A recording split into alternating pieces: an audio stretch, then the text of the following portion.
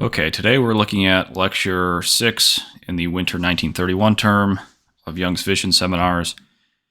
And we'll look at the first part of the lecture because it's quite long.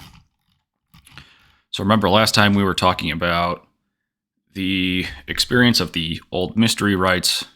You can think of the mystery of Eleusis, where there was a certain ecstasy, where the Greek word ekstasis means to stand beside oneself, which I've traced through to Christian experience in the so-called second baptism, where the individual experiences this presence of consciousness, and I've reasoned that that same presence of consciousness is what was experienced at Eleusis. So that was part of last time. The second part of last time was the suggestion by Jung that after this experience of the mystery of Ekstasis, there comes a second part of the development of spiritual life. In the second part of the development of spiritual life, what was previously animal spirit, the experience of this kind of juxtaposition of suffering and joy in the eyes of the animal, becomes a vegetative unfolding of the unconscious, where the individual in the vision of Christiana Morgan is represented as a tree whose branches and roots grow upwards towards the sun and downwards towards gold. Interestingly, Rudolf Steiner apparently has a very similar concept where the center of the earth is gold, and the human being is kind of the middle between heaven and earth. Okay. So part of what we're then seeing is, within this context, there seems to be a deficit. This is Jung's suggestion, right? And what I think needs to start to become clear is that Jung should be considered a Gnostic. And that's okay. There shouldn't be any kinds of preoccupations with notions of heresy, but ultimately, when you read his Ion, you'll see that he finds the image of Christ deficient for the reason that it failed to contain evil. So part of Jung's program, a lot of it, is trying to revise Christianity in light of this insight that to the extent that the human being is co-continuous with the person of Christ, as a psychologist would suggest on a naturalistic interpretation kind of spirituality, the human being then contains this evil, and to the extent that Christ fails to contain evil, he fails to be a representative of the human being.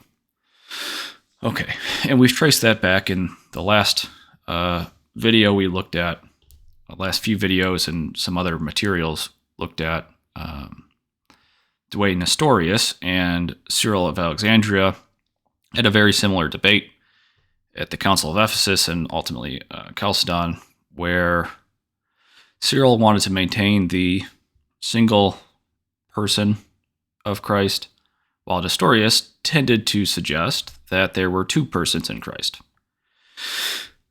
And why is this relevant? So in Jung, there's a notion that there are two, so to the extent that he's a Gnostic, there are two competing forces in the world that are of equal strength, good and evil.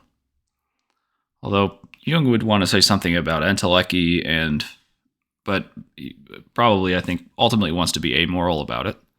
So to the extent that in the Jungian metaphysics, there's these two competing forces, the tension of opposites, we see that mirrored in the Nestorian debates at the third and fourth councils, where Nestorius wants to say that there is a human person and a divine person. Of course, to a large extent, this tends to get settled later on, and this is where I think we would want to add something to Jung.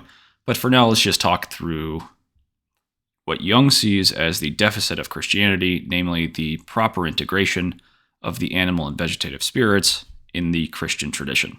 And so he's got a point, and so we can probably move on from that. So what exactly is his point? I mean, I think ultimately what he wants to say is that in Christian doctrine, there is a assertion of the transcendental term that mediates between opposites. And this, to a large extent, can be seen in the person of Christ, who has a transcendental person, which unites his two natures. And Jung is suggesting that this aspect of doctrine causes a psychological splitting in the individual that we saw last time, identifies in Christiana Morgan as a split between the divine and the material.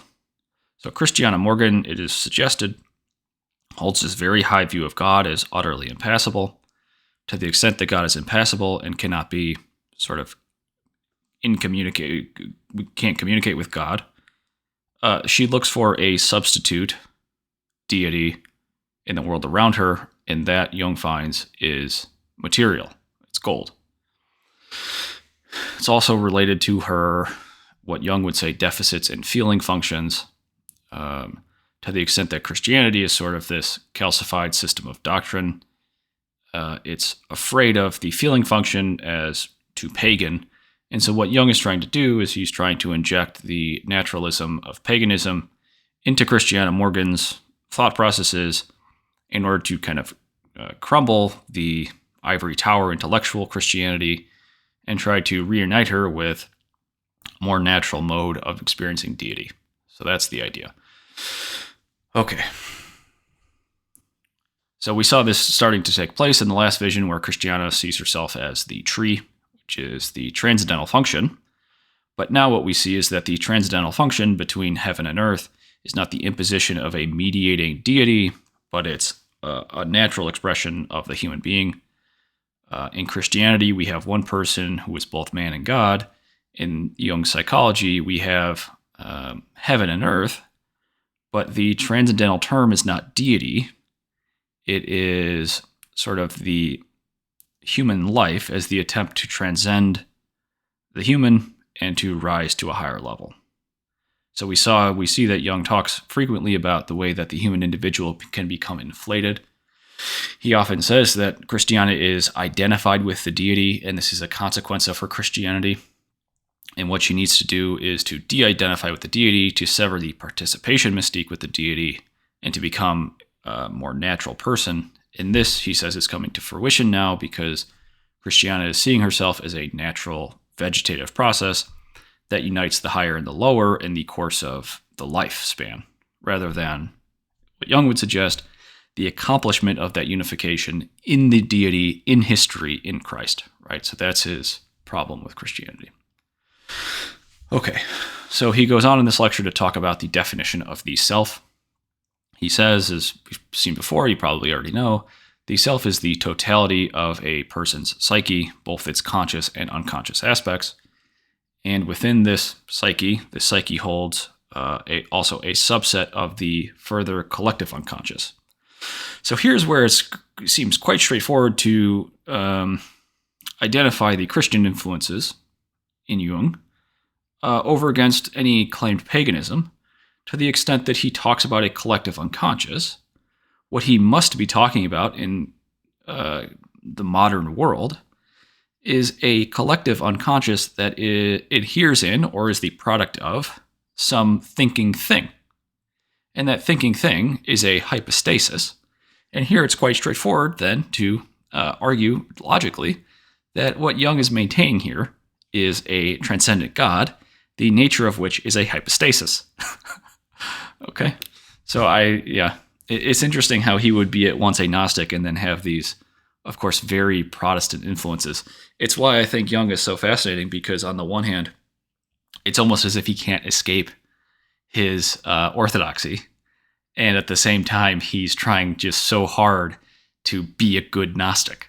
And so this is where you start to see, maybe he's playing a trick, right? Okay. So he goes on to talk about the self. So if the self is this sort of subset of the collective unconscious with this mediating hypostasis, which if you read the Orthodox, you see that eventually the development in the dispute between Nestorius and Cyril is that both become heretics in some sense of the term. Nestorius, of course, to a much greater extent, but Cyril also becomes... it seems to me what Cyril ultimately becomes is he says that Christ not only has one person, but he has one nature. The hypostasis unites the natures, and so contemporary orthodoxy is neither Nestorian nor is it Cyrillian. In any event, so the nature of the subset of the individual vis-a-vis the hypostasis of the mediating God person, the nature of this subset is individuation, which is the coming into consciousness of the totality of the psyche, its conscious and unconscious aspects. So he just goes on and he defines self and he defines individuation. Because he wants to ultimately say, where he's going is, right, in the one sense he's going into Gnosticism, and then he's moving now into Buddhism. He says individuation is like a magic circle. The magic circle lets some things in and keeps other things out. And what he wants to say, because of his, of course, experience with psychosis, is that the experience of psychosis and the experience of ghosts is the coming into consciousness, coming into the psyche of those elements of the collective unconscious, which have, before that time, been outside this magic circle of individuation. And he makes kind of normative claims about whether or not you want to do that. And so we'll get into that a bit. Let me read a quote from him, and then we can come back to sort of the nature of individuation. He says, the more you concentrate upon the center, the more its walls are strengthened. So he's talking about the human individual, who is the psyche with a center, the center of which is what he calls the eye of Horus. So the more you concentrate upon the center, the more its walls are strengthened. While if your attention wanders outside the center, if your concentration moves to the wall, it becomes a circle of fire. This is a reference to Christiana's vision. And you increase the fire until the whole thing burns up. No sooner are you occupied with the fire than it consumes you. So he's talking about the sort of spiritual and psychological practice of maintaining the circle of individuation vis-a-vis the collective unconscious in order to ensure that the individual is not washed away in the collective images. So let me just say briefly two things about the nature of individuation. I think we touched on this earlier. There's ekstasis, which is the letting in of the spirit. So there's this time in an individual's life where, and this you can see in Starbuck, who traces sort of the experience of the second baptism on the spiritual development in adolescent Christians. There's a time in one's life where one is sort of in participation mystique with the animal spirit. There's a certain self-sacrificing. You'll see this in some of the commentary where the adolescent says, the adolescent gives up their will and they let in the spirit. And the spirit is the second baptism. It's the experience of God. And that's the eye of Horus, to which Jung, to some extent, is referring here. I think we need to tease that out in a minute. And then the second part of life is the development of the tree, and this is what he's referencing in these in that quote, which is the tree is the center. It keeps the passions at a distance. The individual in their development spiritually focuses on the cultivation of the tree. If the individual focuses too much on the boundary conditions of their own individuality, they become inflamed in passions. They're looking too far afield. They can't handle it, and they become identified with the fire. And so that, you might say, is some way you can talk about sin, is this sort of distancing of oneself from oneself and the movement into sort of these passions that are uncontrollable passions, and the idea is stay away from the uncontrollable passions, essentially. Okay. All right, so this is where Jung then moves into the Buddhist imagery. He says that what he's just described as the tree at the center and this fire boundary is also the sort of nature of the Buddhist mandala. The mandala is an image of the libido, where the center is the union of opposites, and the mandala both allows energy in and puts energy outwards in this sort of very constrained and controlled process. The limitation, though, and this is where we see a little bit of his Christian influence again, is that the individual is only centered when they are the union of opposites in the center. And he suggests that the introduction of the human individual into the otherwise placid kind of pre-human animal world where there weren't conscious thoughts created chaos. The human individual is sort of the introduction of chaos into nature, and of course, the introduction of conflict between man and God.